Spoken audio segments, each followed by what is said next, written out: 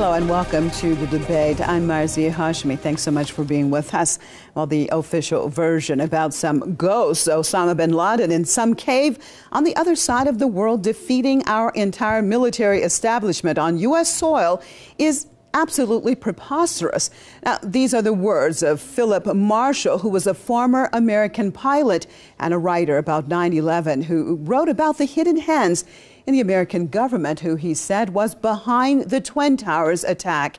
And now the question is asked, are there hidden government hands behind Marshall's death, as he and his two children have been found dead on February the 6th, 2013.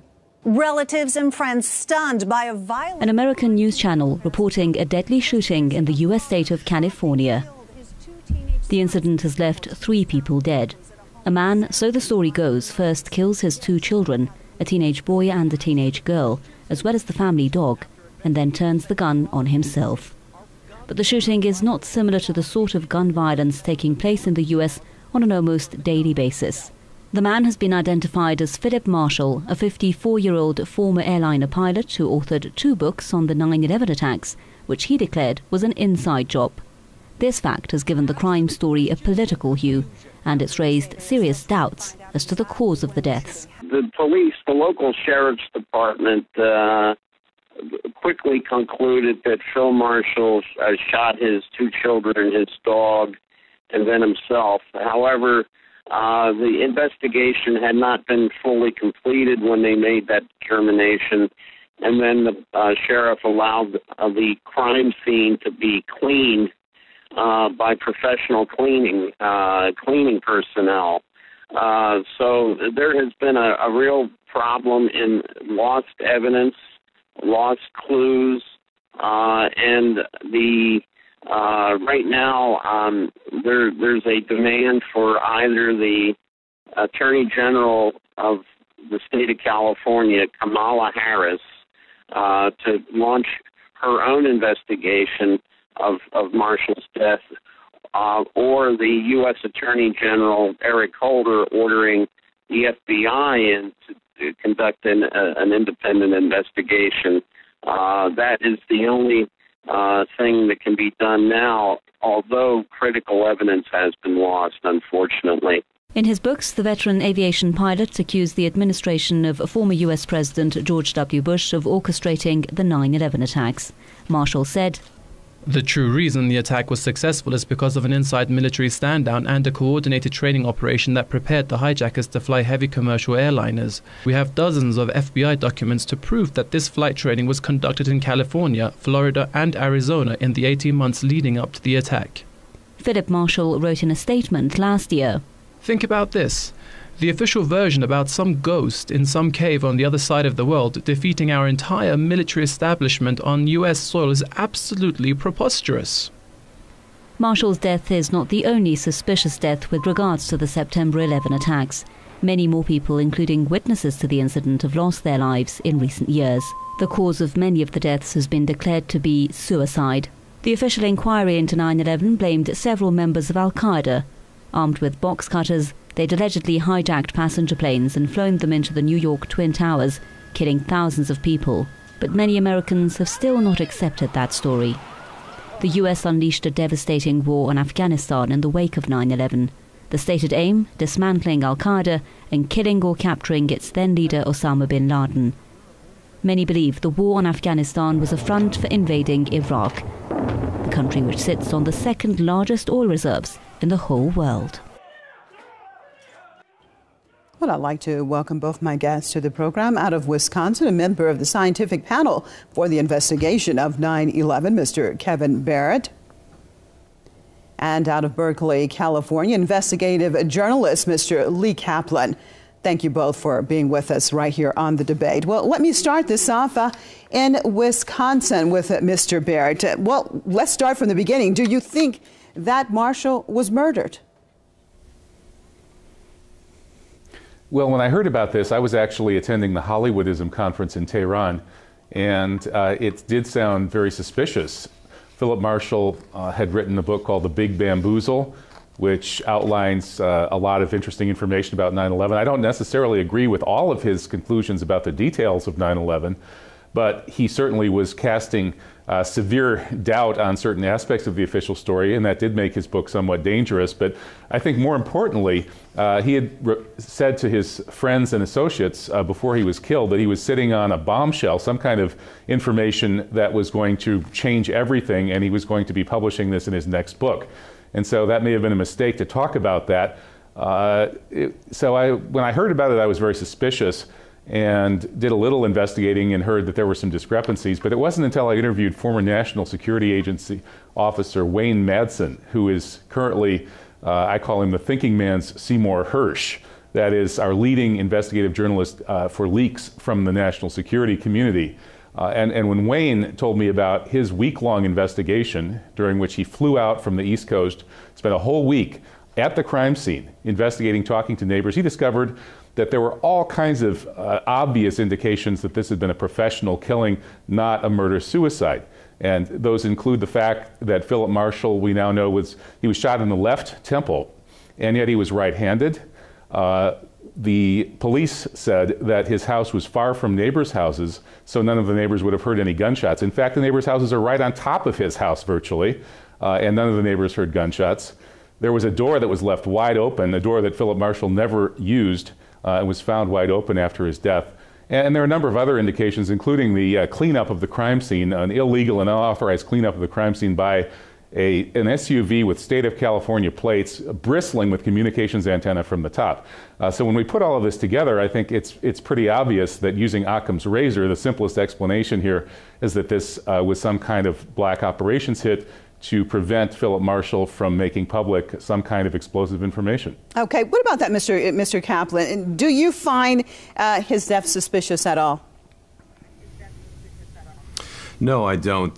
If we're going to use Occam's razor as a frame for this event, the Calaveras County Sheriff did investigate this. They're professionals, and they determined that the man killed his children and the dog and committed suicide, and this was due to the fact that he was estranged from his wife, who was away in Turkey. There were apparently text mails that his daughter had sent to friends, in which she was so frustrated with her father that she had wished that the family cat's claws could be shoved into his face. The fact is that he was distraught over the fact his wife was leaving him. He had actually filed a burglary complaint against his wife for going into the family home in 2008. She subsequently had to file charges against him for assault at one point.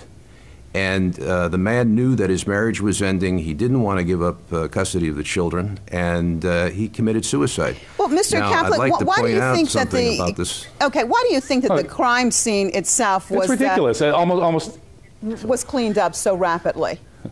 Well, well, let me give you something to say about Mr. Jarrett. Mr. Barrett. Mr. Barrett is a conspiracy theorist. He writes for Veterans Today. We're on Iranian TV here. The Velati Faqih regime. That's the biggest veterans publication in America.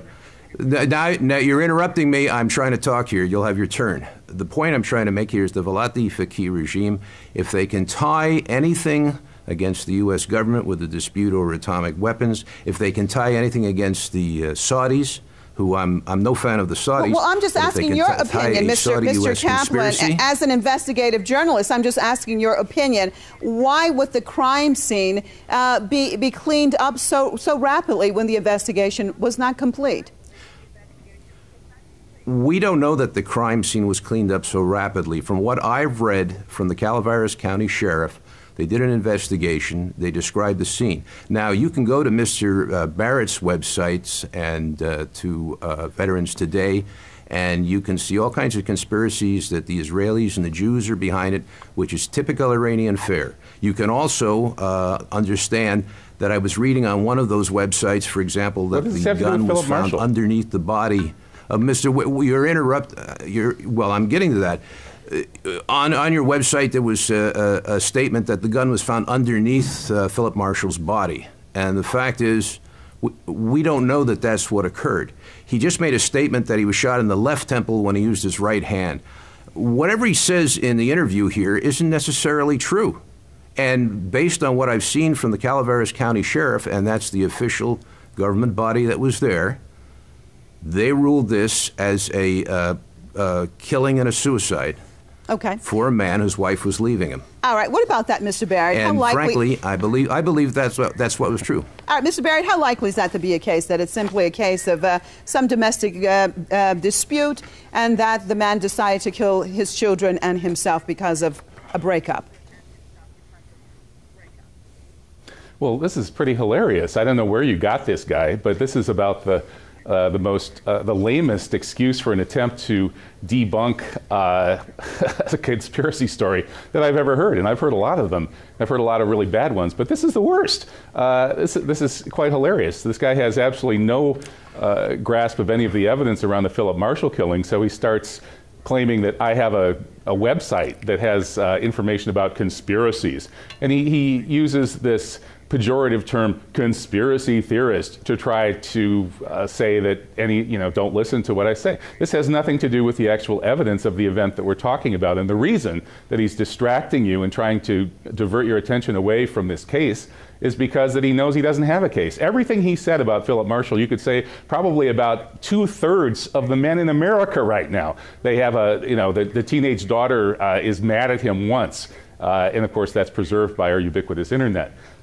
He's having a problem with his wife. He's in a divorce case. Well, half of American marriages end in divorce. This is your evidence against this man? Let me get back to the main point of this. I want to look at some of the things that Marshall was saying, because he was in the editing phase of his latest book, and he had said that he was somewhat worried about his safety, as because some of the allegations accuse the former administration, former U.S. President George W. Bush, of working together with Saudi intelligence to carry out the 9/11 attacks. I want to look at that aspect of what was said.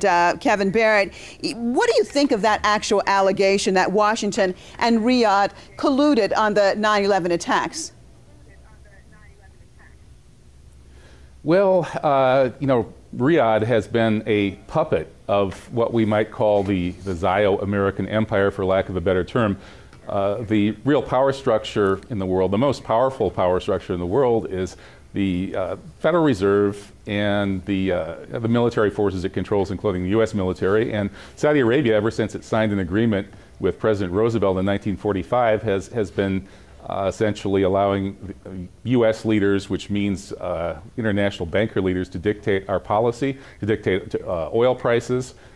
So it's true that whatever kind of black operations get okayed by the top of the power pyramid here in the U.S. Are going to be obeyed and participated in by the Saudis. I mean, the Saudis can't even fly their own planes, for goodness sake. The U.S. sells them warplanes, and the U.S. has to supply pilots and maintenance people to run the planes. The Saudis are a pathetic puppet state. So accusing the Saudis of involvement, sure, they were involved, but the real power behind 9/11 was the neoconservative circles here in the U.S., which is made up of people who are fanatical partisans of the Likudnik vision of Greater Israel. And Philip Marshall, he spoke out about this. Here we go. In part, I think the reason that he was killed was that he was a drug pilot. He worked with Barry Seal, the notorious CIA drug smuggling pilot who confessed to having smuggled drugs for the CIA, confessed to having worked with Oliver North on that operation, flying drugs through Mena, Arkansas. And having done that, having that kind of background, having participated with the CIA organized crime nexus based in New Orleans, which he wrote about in his first novel, I think it was Lakeshore, about the airport in New Orleans where the cocaine was coming in. Somebody who's that tied into black operations is not somebody that they're going to allow to run around revealing destabilizing secrets. Okay, so maybe they were just angry at him. Let me get Mr. Kaplan. It seems Mr. Kaplan work, wants to comment. Let me get his comments on this. Mr. Kaplan, you've been shaking your head for minutes now. Go ahead. You get your chance to speak. And I'd like not to be interrupted. Number one, this was ruled as a domestic terrorism killing, an event by the Okay, we're even. Now, let me talk. This was considered by the Calaveras County Sheriff as a domestic act of murder. It was over family disputes, over taking the children away from from Philip. And what we have here, especially with Mr. Barrett jumping in on this story, is a conspiracy theory trying to tie it again into Israel and the Jews, and, while I'm no fan of the Saudis, also Saudi relationships with America, which are in the interest of the Velati Faqih regime.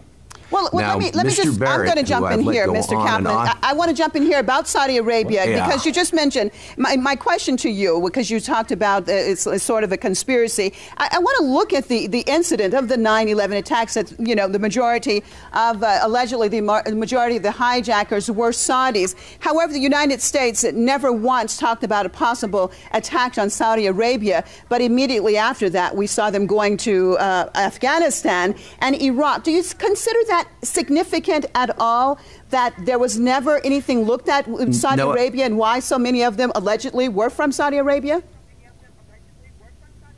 Well, that's not true that there was nothing looked at. And after the 9/11, you see, you have to understand something about Saudi Arabia. And again, I'm no fan of the Saudis, but the Saudi royal family are 30,000 people. There are members of the royal family who are not pro-terror, and then there are significant members of the family who fund terror and who funded bin Laden. However, bin Laden was a rogue in and of himself. He did have funding from some members of the Saudi family.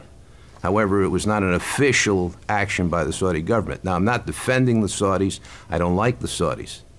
What Mr. Barrett does is he runs conspiracies which always manage to tie the U.S. government, as he said before, he called it sort of a Zio cabal. In other words, or a Likud cabal.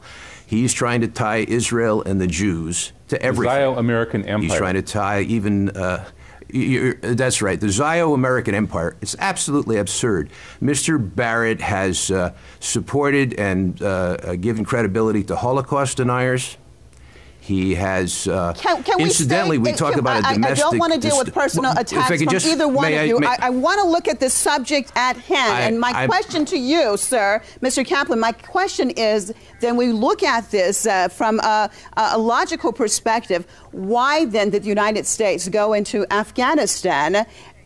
Because you said, for example, it was an extensive royal family of the Saudis, and there are just a few who perhaps are involved in terrorism. However, then Afghanistan, if we look at it, and we're talking about bin Laden, but you're talking about a whole country being occupied, invaded and occupied for now more than 11 years. If you know your history, you know that the Taliban regime in Afghanistan was giving host to Osama bin Laden. And the United States asked in the beginning that he be turned over for adjudication. And the Afghan government, the Taliban, and the Taliban agreed. They just said, show us some evidence. They agreed to turn him over. They showed them the evidence. Any evidence against him, and we'll turn him over. You're interrupting me. You're interrupting me. He's interrupting me again. He's interrupting me again. Spewing lies. And Mr. Barrett always. Well, stop lying, and I'll stop interrupting. I know, and you know, Mr. Barrett. The fact is that the Taliban refused to turn over Osama bin Laden. And the fact is that the Taliban government was That's not true. They offered to turn over Osama bin Laden. That is absolutely, sir, that is absolutely true. Okay, go ahead. Well, buy my book, welcome turning over Osama bin Laden is an absolute bold-faced lie. That is a bold-faced lie that the Taliban were willing to turn over. They said, we will turn over Osama bin Laden if you show us some evidence that he was involved in 9/11. And okay, Bush well, let me take a quick break. I want to switch over to some of our Facebook comments that we have, viewers have put on our Facebook page.